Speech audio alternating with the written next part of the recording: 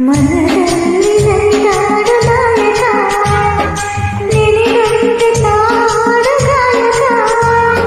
ಕಣ್ಣಲ್ಲಿ ಮಾತಾಡೋ ನಾಯಕಿ, ನಿಜ ಹೇಳಿ ನನ್ನಾಳ ಪಾಲಕಿ.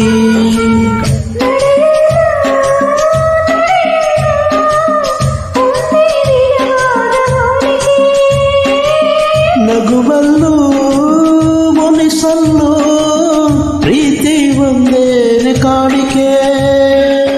ಅಪರಂಜಿ ಚಿನ್ನವೋ ಚಿನ್ನವೋ ನನ್ನ ಮನೆಯ ದೇವತೆ. ಗುಲಗಂಜಿ ದೋಷವೋ ದೋಷವೋ ಇರದ ಬಾಳ ಸ್ನೇಹಿತೆ.